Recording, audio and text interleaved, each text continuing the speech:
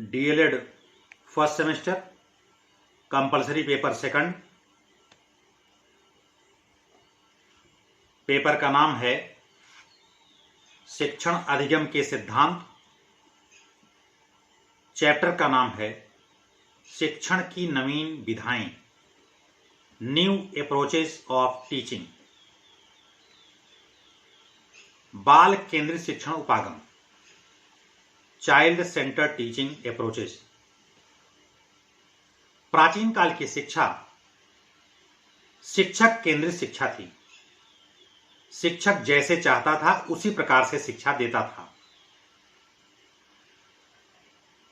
अब बालक की रुचियों, रुझानों तथा क्षमताओं को महत्व दिया जाने लगा है। पाठ्यक्रम के निर्धारण में भी इन बातों का ध्यान रखा जाता है। अर्थात आज की शिक्षा बाल केंद्रित है। बाल केंद्रित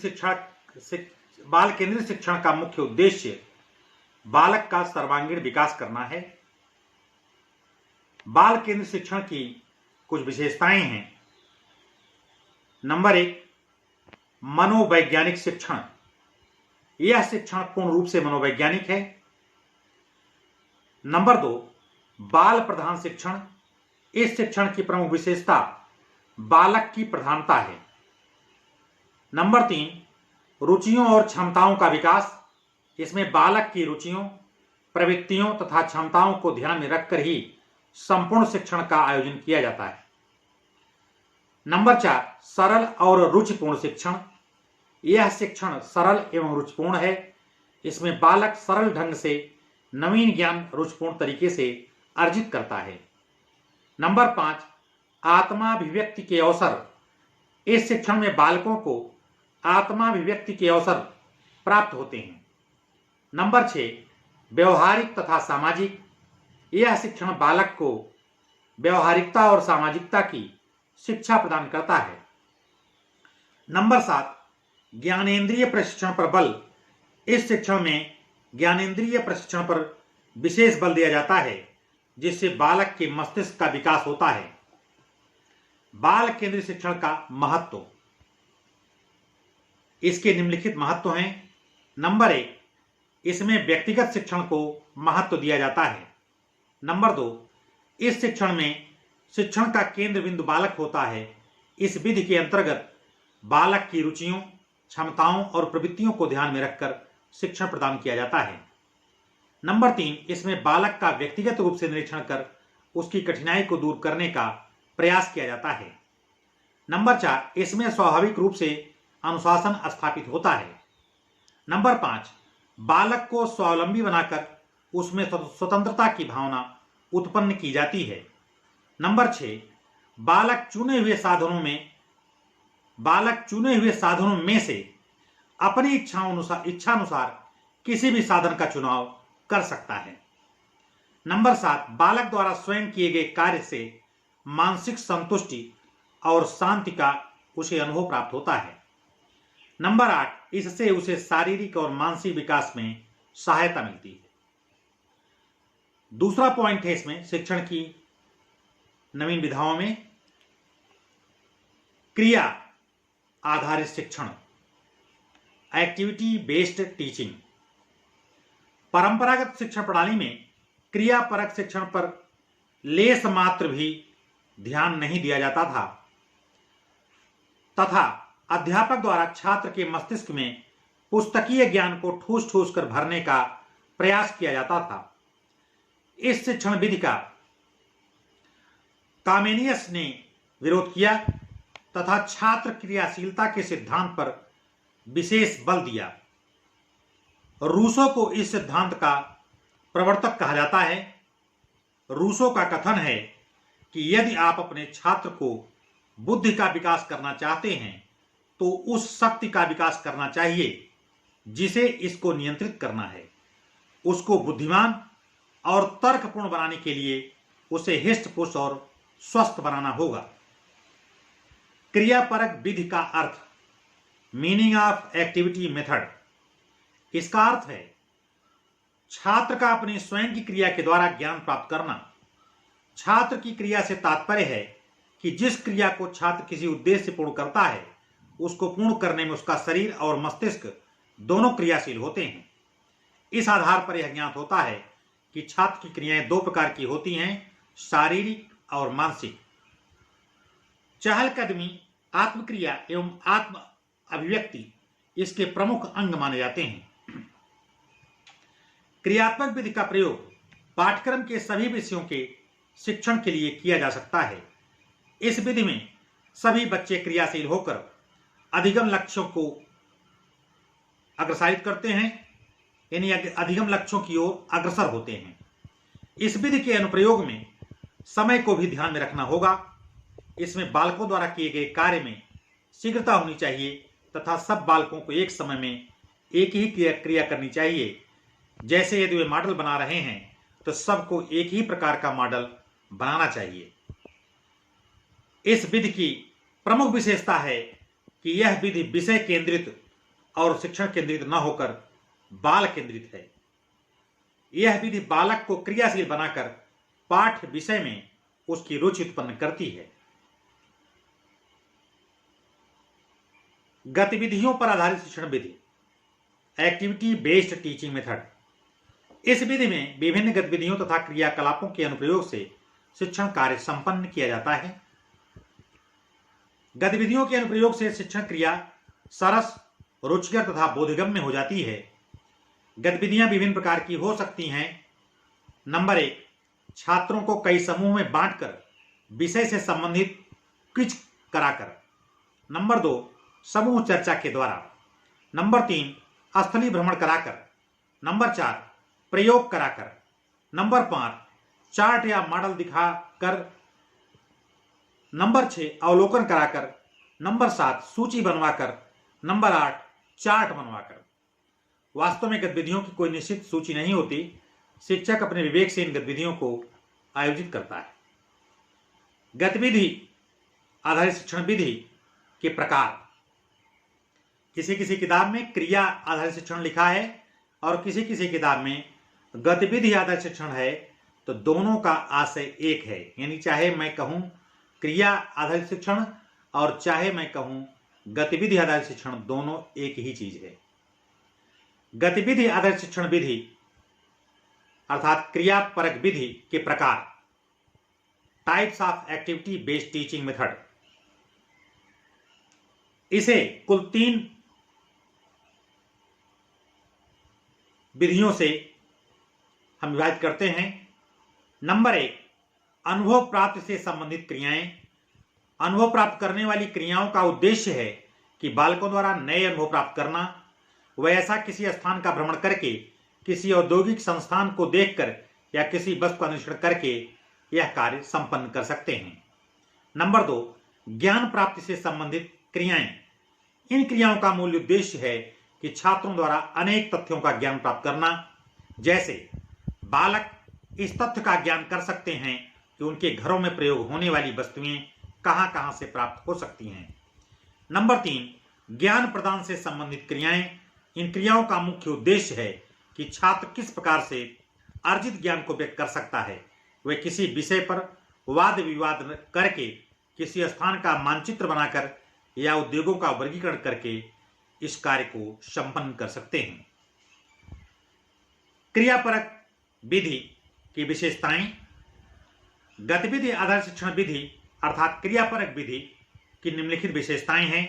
नंबर 1, यह विधि छात्र को करके सीखने का अवसर प्रदान करती है, लर्निंग बाय डूइंग, जिससे छात्र ज्ञान अर्जन करता है। नंबर 2, यह विधि छात्र को कार्य करने में इतना निमग्न कर देती है कि उसे ज्ञान अर्जन करते समय थकान का अनुभव नहीं होता।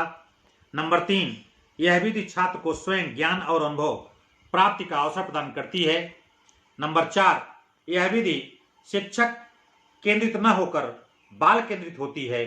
नंबर 5, इस विधि के द्वारा छात्र क्रियाशील होकर पाठ्य विषय में रुचि अनुभव करता है। नंबर 6, यह विधि छात्रों को अनेक वस्तुओं को बनाने का प्रशिक्षण प्रदान कर उनकी व्यवसायिक कुशलता को बढ़ाती है। नंबर 7, यह विधि क्रिया के सिद्धांतों को केवल विषय के रूप में ही नहीं वरन एक शिक्षण विधि के रूप में भी प्रयोग की जा सकती है। नंबर 8, यह विधि पाठ्य वस्तुओं को महत्व न देकर वस्तुओं के संग्रह, पर्यटन, अवलोकन और परीक्षण को महत्व देती है। अगला पॉइंट है रुचिपूर्ण शिक्षण, इंटरेस्टेड बेस्ड टीचिंग।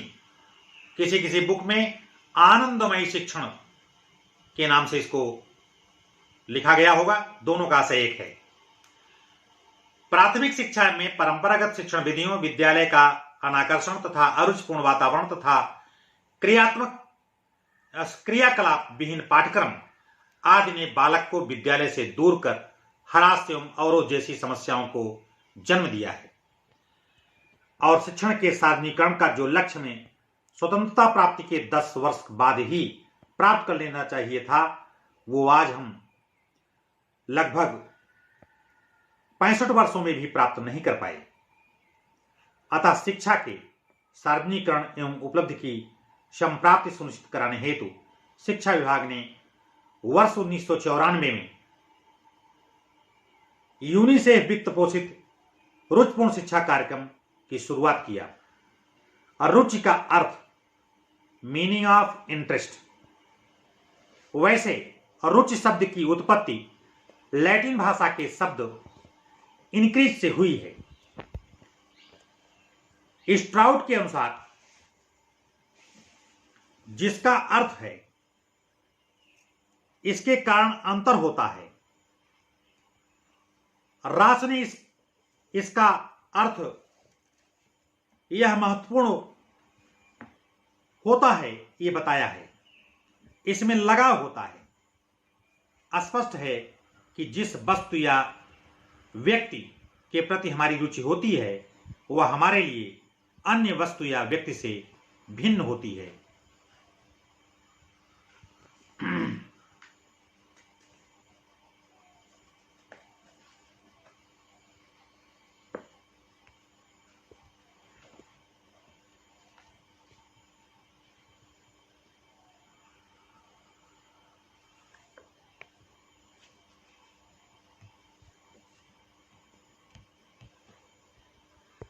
रास कहते हैं कि जो वस्तु हमसे संबंधित होती है अथवा प्रयोजन रखती है हमारी रुचि उसी में होती है। According Ross in English version, a thing that interest us is just something that concern us or matters to us. इनकी पुस्तक है एजुकेशनल साइकोलॉजी, पेज नंबर 170 पर इन्होंने इस परिभाषा को रुचि के बारे में बताया है। मनोवैज्ञानिक क्रो एंड क्रो के शब्दों में रुचि वह अभिप्रेरक शक्ति है जो हमें किसी व्यक्ति, वस्तु या क्रिया की ओर ध्यान देने के लिए बाध्य करती है, अथवा यह एक प्रभावात्मक अनुभूति है जो स्वयं क्रिया द्वारा अभिप्रेरित होती है। दूसरे शब्दों में रुचि किसी क्रिया का कारण भी हो सकती है और उस क्रिया में भाग लेने का परिणाम भी। According crow and crow. Crow and crow ने अपनी पुस्तक के पेज नंबर 248 जो 1973 में प्रकाशित हुई है उसमें इस परिभाषा को लिखा है। उसका इंग्लिश वर्जन देखें। इंटरेस्ट में refer to the motivating force that impels us to attend to a person, a thing, or an activity, or it may be the effective experience that has been stimulated by the activity itself. Full stop. In other words, interest can be the cause of an activity and the result of participation in that activity. Education Psychology, published in 1973, page number 248, 248। एक मनोवैज्ञानिक हैं, इनका नाम है BN. Jha. इन्होंने 1946 में अपनी एक पुस्तक प्रकाशित की, शिक्षा मनोविज्ञान की। उसमें पेज नंबर 247 पर इन्होंने लिखा, रुचि के संबंध में अपनी परिभाषा दिया। According BN. झा, रुचि वह स्थिर मानसिक तंत्र है जो ध्यान की एकाग्रता बनाए रखते हुए कार्य को चालू रखता है। Interest is that enduring mental system which sustains concentration and continuous the activity and attention. According B.N. Jha, page 247, published 1946 in Educational Psychology। इस प्रकार से मैंने आपको रुचि की परिभाषा के बारे में बताने की कोशिश किया। रुचि के 3 पहलू होते हैं। परिभाषाओं पर अगर हम जाएं तो देखेंगे कि रुचि के 3 पहलू होते हैं। जैसे अवधान आप लोगों ने पढ़ा होगा, अटेंशन। अवधान में भी 3 पहलू होते हैं। अवधान की ही तरह रुचि में भी 3 पहलू होते हैं। पहला, जानना। रुचि का पहला पहलू है जानना। दूसरा पहलू है अनुभव करना, और तीसरा पहलू है इच्छा करना। जानना, अनुभव करना और इच्छा करना। इस आधार पर अगर हम रुचि के प्रकार की चर्चा करें तो रुचियां 3 प्रकार की होती हैं। पहला ज्ञानात्मक, दूसरा क्रियात्मक और तीसरा भावात्मक। ज्ञानात्मक, क्रियात्मक और भावात्मक। सीखने में रुचि बनाए रखने के कुछ उपाय हैं, आइए उस पर हम चर्चा करते हैं। कैसे हम बच्चों के सीखने की किसी विशिष्ट क्रिया में रुचि कैसे उत्पन्न की जाए, इस पर चर्चा करें। अध्यापक की सफलता अपने विद्यार्थियों में रुचि उत्पन्न करने तथा उसे स्थिर रखने में निहित है। इसलिए वह विद्यार्थियों में रुचि उत्पन्न करने का भी भरसक प्रयास करता है। सीखने सिखाने की प्रक्रिया से संबंधित सभी तत्वों जैसे शिक्षार्थी, शिक्षण सामग्री, शिक्षण वातावरण, शिक्षण विधियां, अध्यापक आदि का आयोजन और नियंत्रण इस प्रकार किया जाना चाहिए अध्यापक के द्वारा, जिससे सीखने की क्रिया के प्रति रुचि उत्पन्न करने में सबको महत्वपूर्ण योगदान प्राप्त हो सके। रुचि उत्पन्न करने के लिए सभी दिशाओं में प्रयास करने की आवश्यकता है। अध्यापकों के सामान्य मार्गदर्शन के लिए निम्नलिखित विधियां रुचियां उत्पन्न करने में उपयोगी सिद्ध हो सकती हैं। नंबर 1, उचित लक्ष्य या उद्देश्य निर्धारित करना। विद्यार्थियों को कोई चीज सिखाने से पहले उन्हें इसकी आवश्यकता और महत्व का पूर्ण परिचय देना चाहिए। किसी विशिष्ट पाठ को पढ़ाने से पहले उसके लक्ष्यों तथा उद्देश्यों को पूरी तरह से स्पष्ट कर देना चाहिए। नंबर 2, सीखने संबंधी अनुभवों का उचित चुनाव और गठन। विषय वस्तु की अनुचित व्यवस्था के कारण बच्चों में उस पाठ के प्रति रुचि उत्पन्न नहीं होती। इसलिए अध्यापक को सभी मनोवैज्ञानिक सिद्धांतों को सम्मुख रखते हुए पढ़ाए जा रहे पाठ की विषय वस्तु को उचित रूप से चुनना चाहिए और उसे गठित करके बच्चों के सम्मुख प्रस्तुत करना चाहिए। तीसरा है उचित शिक्षण विधियां और सहायक साधनों का प्रयोग। शिक्षण विधि किसी पाठ या क्रिया को रोचक या अरुचिकर बना सकती है।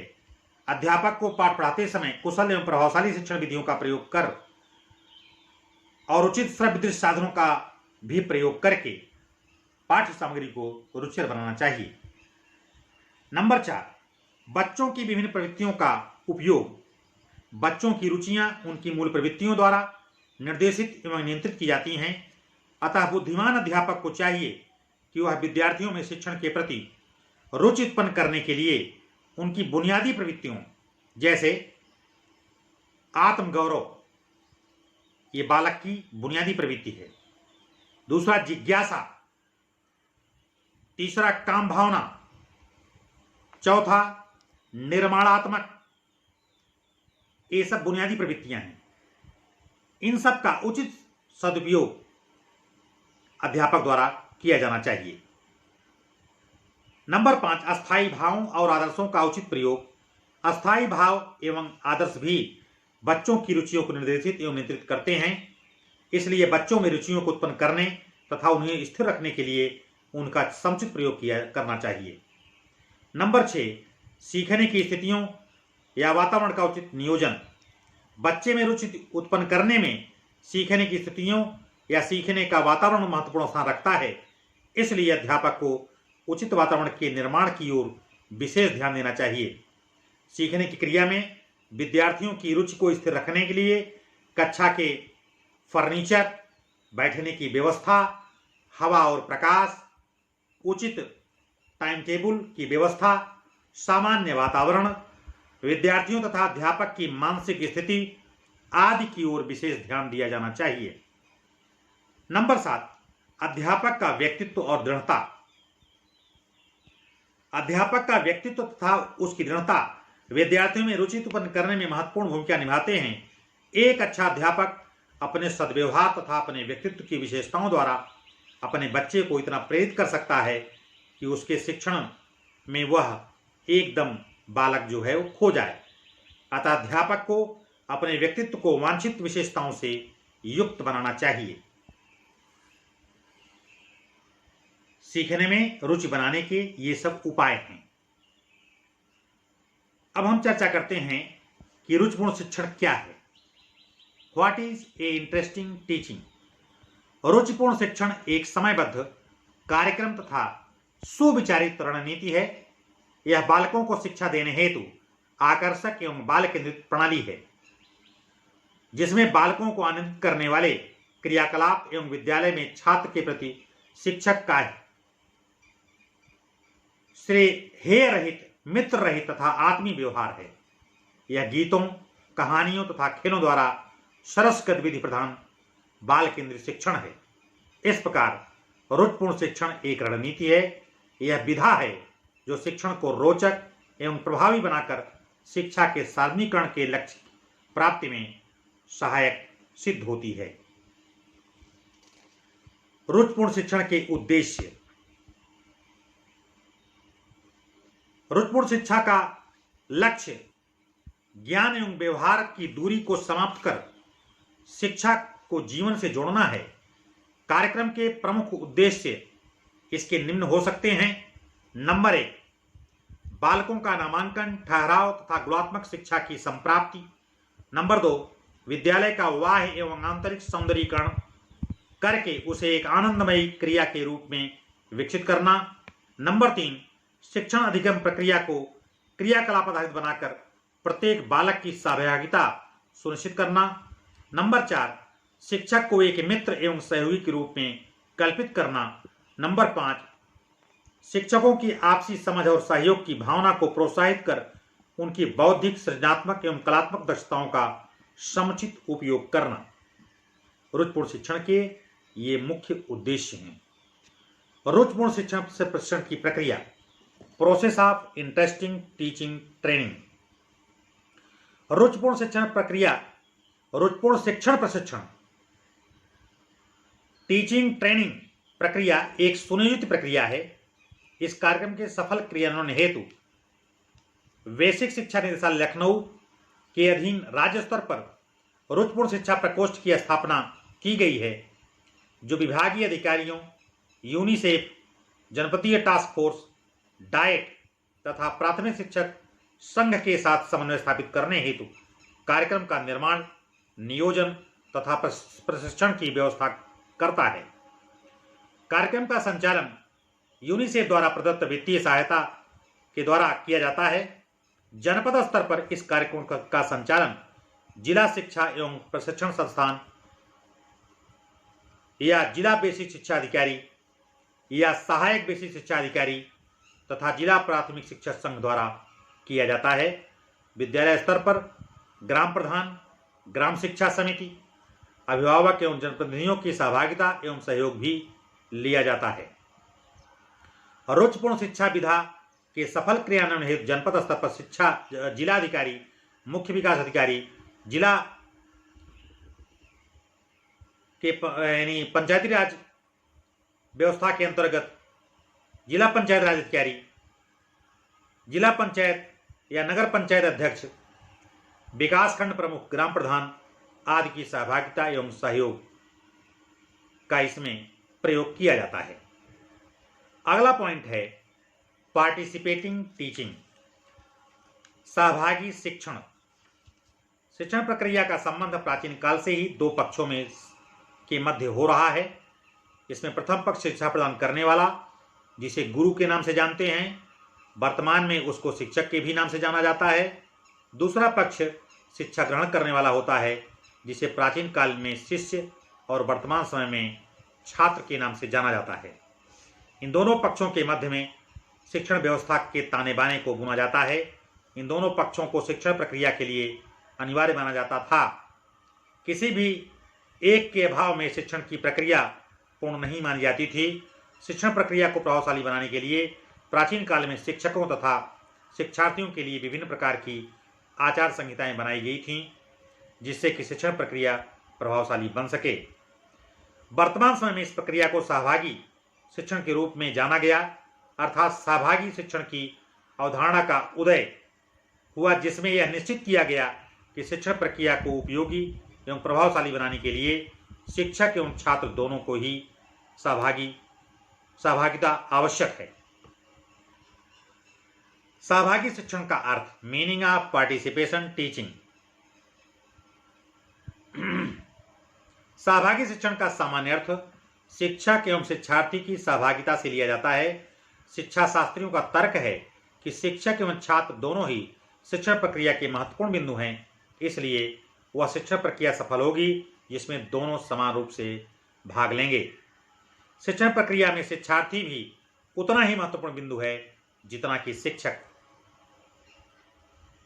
एक शिक्षक, उदाहरण के रूप में हम आपको बता रहे हैं, जैसे एक शिक्षक कक्षा में शिक्षण कार्य कर रहा है, अर्थात वह कक्षा में पूर्ण तल्लीनता से शिक्षण कार्य कर रहा है। वह छात्रों से प्रश्न पूछकर, श्याम पट पर लेखन करवाकर एवं पृष्ठपोषण प्रदान करके उनका सहयोग प्रदान कर रहा है। इस प्रकार दोनों पक्ष शिक्षण प्रक्रिया में एक दूसरे के सहयोग दे रहे हैं। शिक्षक प्रश्न पूछता है, छात्र उत्तर देते हैं। शिक्षक निर्देश देता है, छात्र पालन करते हैं। सहभागी शिक्षण को कुछ विद्वानों ने कुछ परिभाषाएं दी हैं, आइए उन पर भी चर्चा कर लेते हैं। प्रोफेसर श्री कृष्ण के शब्दों में सहभागी शिक्षण का आशय उस शिक्षण प्रक्रिया से है जिसमें शिक्षक एवं शिक्षार्थी की पूर्ण सहभागिता निश्चित होती है तथा सहभागिता द्वारा ही शिक्षण प्रक्रिया प्रभावशाली एवं उद्देश्यपूर्ण बनती है। इसकी विशेषताएं हैं। सहभागी शिक्षण की विशेषताएं निम्न हैं। नंबर 1, सहभागी शिक्षण में शिक्षक और शिक्षार्थी दो पक्षों को महत्वपूर्ण स्थान प्रदान किया जाता है। नंबर 2, शिक्षक एवं शिक्षार्थी दोनों की सहभागिता को अनिवार्य माना जाता है। नंबर 3, यह प्रक्रिया सहयोग एवं सहभागिता पर आधारित है। नंबर 4, सहभागी शिक्षण प्रक्रिया से शिक्षण अधिगम प्रक्रिया प्रभावशाली एवं बोधगम्य रूप में प्रस्तुत की जा सकती है। नंबर 5, यह प्रक्रिया वर्तमान समय की श्रेष्ठ शिक्षण प्रक्रियाओं में से एक है क्योंकि इसमें छात्र पूर्णतः क्रियाशील होते हैं। सहगामी शिक्षण के उद्देश्य, इसके निम्न उद्देश्य हैं। नंबर 1, शिक्षक एवं छात्र दोनों को क्रियाशील स्थिति में रखना सहभागी शिक्षण का प्रमुख उद्देश्य है। नंबर 2, छात्रों को अस्थायी ज्ञान प्रदान करना सहभागी शिक्षण का प्रमुख उद्देश्य है क्योंकि इसमें छात्र क्रियाशील रहता है। नंबर 3, छात्रों को उनकी महत्वपूर्ण स्थिति का ज्ञान कराने के लिए सहभागिता आवश्यक है। नंबर 4, सहभागी शिक्षण के माध्यम से कक्षा के नीरस वातावरण को दूर किया जा सकता है। अगला पॉइंट है दक्षता आधारित शिक्षण, इफिशियंसी बेस्ड टीचिंग। वर्तमान युग प्रतिस्पर्धा एवं प्रतियोगिता का युग है। बालक को ज्ञान प्राप्ति के साथ ही साथ समाज में विशिष्ट स्थान बनाने के लिए किसी क्षेत्र में विशिष्ट दक्षताएं प्राप्त करनी होती हैं। दक्षताएं भौतिक एवं मानसिक दोनों क्षेत्रों में हो सकती हैं। छात्र को चिंतन, समस्या समाधान, शब्द कौशल, कविता लेखन, गणितीय गणनाएं, वाचन भाषण, नृत्य तथा संगीत आदि में दक्षता प्राप्त करनी चाहिए अथवा कंप्यूटर, बागवानी, डिजाइनिंग, भवन निर्माण, कारपेंट्री, टंकड़ तथा चित्रकला, आशुलिपि जैसे कार्यों में भी दक्षता प्राप्त करनी चाहिए, क्योंकि दक्षता प्राप्त करने के बाद ही वह समाज में रहते हुए सुखी जीवन व्यतीत कर सकता है। यदि व्यक्ति के पास कोई दक्षता नहीं है तो उसका व्यक्तित्व एक पक्षीय बनकर रह जाता है। दक्षता आधारित शिक्षण का अर्थ, दक्षता आधारित शिक्षण से तात्पर्य दक्ष अध्यापकों द्वारा ऐसा शिक्षण जो छात्रों को ज्ञान प्राप्ति में दक्ष बना सके। दक्षताओं का विकास तभी संभव है जब शिक्षार्थी किसी ज्ञान की इकाई को इस सीमा तक सीख ले कि वह उसके जीवन का अंग बन जाए। अध्यापन विज्ञान की शब्दावली में इसे मास्टरी लर्निंग अथवा ऑप्टिमम लर्निंग कहा जाता है। मास्टरी लर्निंग अथवा ऑप्टिमम लर्निंग कहा जाता है। बहुत से विद्वान अधिगम के ऑटोमाइजेशन पर बल देते हैं, जिसका अर्थ है कि ज्ञान की इकाई विचार और क्रिया के मार्ग से होती हुई बच्चे के सहज जीवनचर्या का अंग बन जाए। इस प्रकार दक्षता आधारित शिक्षण के द्वारा छात्रों की दक्षता पर आधारित न्यूनतम अधिगम की संप्राप्ति करना है, जिसमें छात्रों की दक्षता को सुनिश्चित किया जा सके।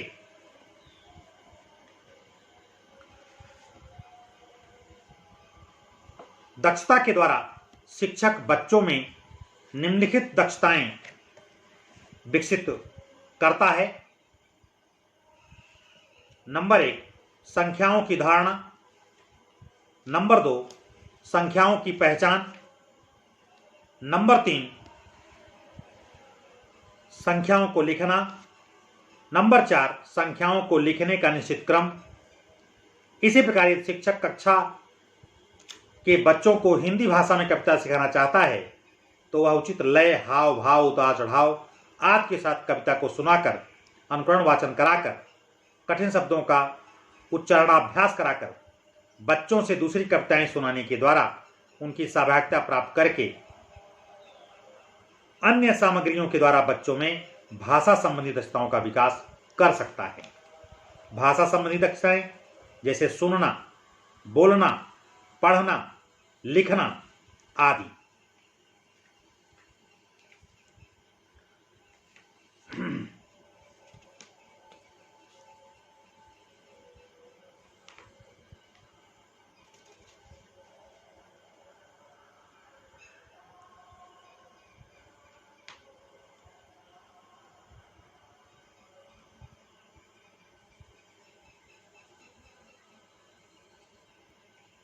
ह्यूस्टन और हाउसैम के शब्दों में अनुदेशन की कोई भी पद्धति जिसका उद्देश्य प्राप्त ज्ञान के अनुप्रयोग हेतु योग्य व्यक्ति का विकास करना हो, जो वांछित ज्ञान और कौशल रखता हो, उसे दक्षता आधारित अनुदेशन कहते हैं। According Houston and Howsam, HOWSAM. In English version, any method or mode of instructions aims for development of well-qualified individual who possess the required knowledge and skills in order to apply the knowledge called as competency-based instruction.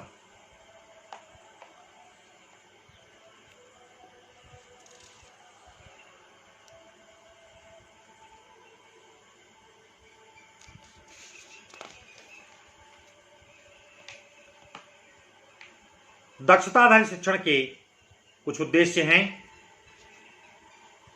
जो निम्न है। Number 1, छात्रों को दक्ष बनाना। Number 2, ज्ञान को स्थायित्व प्रदान करना। नंबर 3, शिक्षण के प्रति रुचि विकसित करना। नंबर 4, सहयोग की भावना विकसित करना। दक्षता आधारित शिक्षण के सोपान, इसके निम्न सोपान हैं। नंबर 1, पूर्व तैयारी यथा उद्देश्य निर्धारण, सहायक सामग्री। नंबर 2, विषय वस्तु का प्रस्तुतीकरण। नंबर 3, नियम निर्णय का समन्वयीकरण / सूचीकरण। नंबर 4, अभ्यास। नंबर 5, अभ्यास कार्य के मध्य की गई त्रुटियों का शुद्धिकरण। नंबर 6, प्रयोग। इस प्रकार से मैंने आपको दक्षता आधारित शिक्षण बताने की कोशिश किया।